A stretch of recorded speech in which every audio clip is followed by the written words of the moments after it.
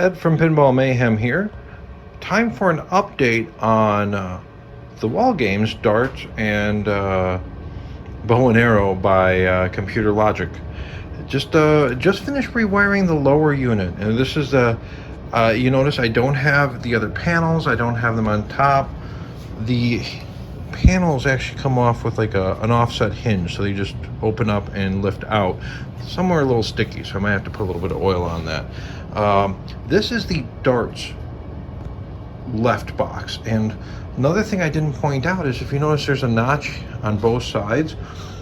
We were doing a little bit of research and we found flyers for these, and sometimes the score control unit was on the right and sometimes it was on the left, so you'd have to route the cable accordingly out of the left or the right side of the cabinet depending on where the other side, the other panel was. But this is the score units. This is the kind of the main base. Now this is the bow and arrow. The bow and arrow is a little bit more complete, and as you can see, you got the push button switch with just a little bit of thread showing.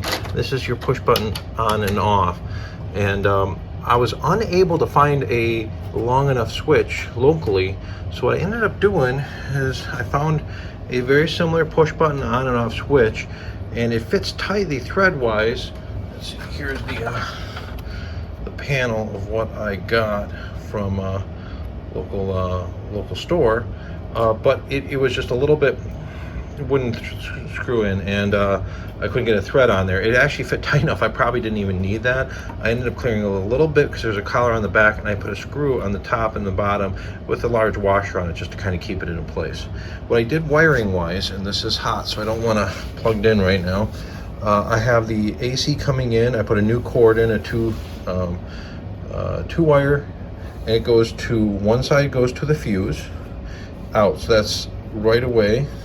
And then the other side goes to the transformer.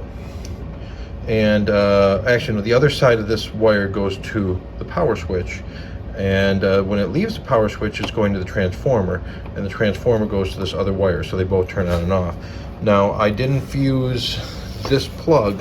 Now, this cable, sometimes when we're putting these into games, we have to cut the end off. Sometimes you have a 6-foot or a little pigtail. This is that pigtail. Now, these little power supplies do not need to be fused because they're like a switching power supply in an arcade machine. They do not require a fuse on the AC, so it's okay that I went to the hot side of the fuse on that one. Now, I'm holding this in place mostly by gravity, but I put a little bit of double-sided tape on the bottom just because I don't trust double-sided tape. It falls. That's my AC, and I'll explain this a little bit later, just in a little bit. So that's my AC wiring. I got new cords. I'm going to put a new cord on the other one as well. The other one is set up for a power switch on the bottom, which I'm going to show you that as well.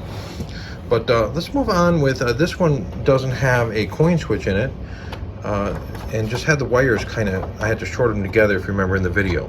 Another thing in my introduction video that I got wrong is how to play, but I'll correct on that. So what I did is, because this had that wooden box remote with a button, I want to make this remote. I found these little guys on Amazon. I got 2 of them plus the remote and a battery for the remote for $15. And here's what it looks like. I'll try to put a link in the description, but remember, they change. And this is the writing on the top. So $15 for the 2 receivers and the 2-button transmitter.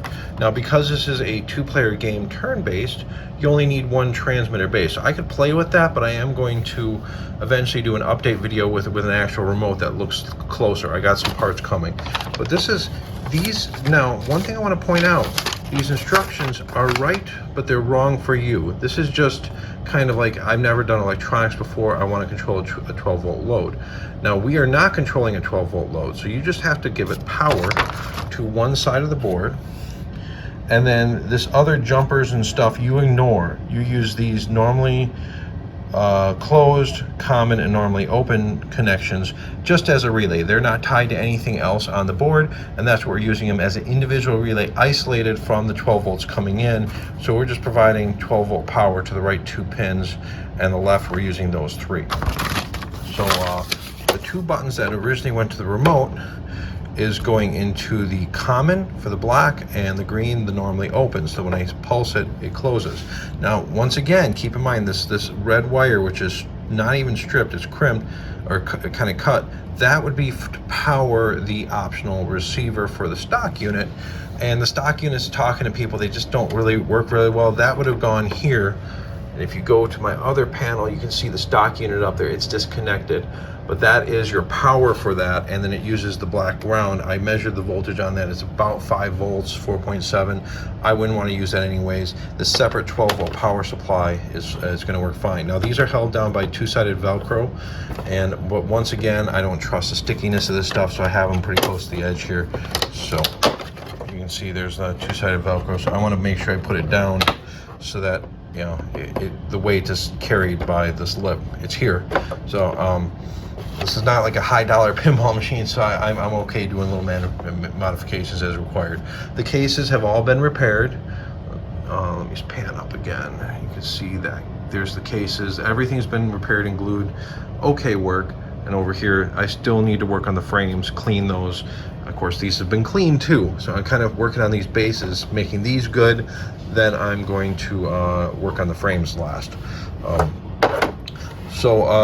Let's talk a little bit about the wiring. So these two are your buttons. It goes to normally, open, NO, and common. Now, I also labeled on the top, this one is for play, and it's the A button. This one I'm using for coin. And that's why when I make my box, I'm going to have a button on top that will be for coining, but you can still play, so that, you know, you don't have to walk up. It can be completely inaccessible to my friends who come over. But there's 3 wires. When I got this, you got normally closed, common, and normally open. Black is the common. And what I did is, this pan over here, I just extended these wires. And when I got this, the black and the white were wired together, and you had to touch them to the red. But let's go back to the other panel, and this is really to help you guys out. You can see it has a little push button, a little piece of wood glued down, and it looks like a rivet. Very kind of snazzy. That depresses that little toggle. I don't know if this was stock or someone added it. It looks like it's a very well done job. But we have the white going to normally closed, the red going to normally open, and this wire is purple, but it does, after it hits that little 3-prong plug, which is cut off on the darts unit, it's black. So black purple is my normally open. That's a snazzy way of doing it. I don't know if I'm going to keep that on the bow and arrow and just put the other one in. Probably wire it for both and decide the wiring, if I add that later. Well, this one, I do need to add the extra power cable though too. So I haven't rewired that one. I just wanted to keep that for reference. And here you can see where it says red to green, blue to blue, black to black. So green on the receiver board is power, red on the harness going to it is power, black is common, and blue is the switch. So let's go back down to here. We can see I'm using black for my common and blue for my switch. So this is wired exactly how that little toggle switch is, but through a relay. And even though I don't have the panels hooked up, I can go ahead and turn it on. So we can see I got some burnt out lights, but haven't tackled those yet. I'm gonna just get it working first. See, I got 0 for a score. Kind of have to picture all 8 displays. And here's my remote. So if I do A, nothing happens because I don't have any credits. So I'm going to actually do B. I think that goes to 4. So it may be clicking twice. For home play, I really don't care. It just clicked over again. So I may have to put like a isolating diode or something on that. But now I can pretend to play even though I can't see. So if now to play, it's not a press and press. It's a hold down and you release at the right time. And I'm gonna just, and that's going to throw the arrow. There we go. I got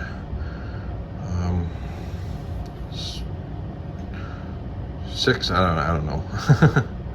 And I can do it again.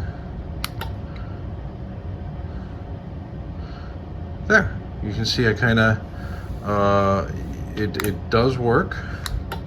And I know someone's going to say, well, what if this introduces additional lag? Well, you can tell me that the other system didn't do that.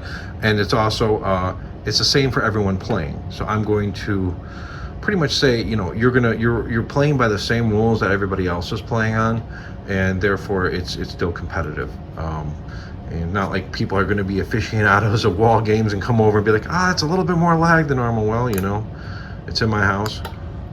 We'll be able to play the game, right? And this remote, technically, I can play the game with this remote, but I'd rather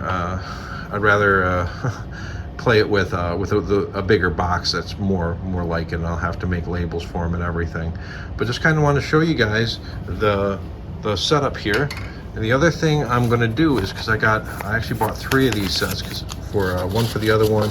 Make sure you keep the paperwork inside here. It doesn't hurt. You got the paperwork. I got all the hardware that came with this in here. But that's how I'm planning on rewiring the other one, and they're going to be both the same, able to play and enjoyed. So the next step would be we'll rewire the other one with the same hardware. Then I can put these panels and the other boxes out of the way, and then I got to repair the front panels. Thank you guys for watching and follow along with the project. Stay tuned for more.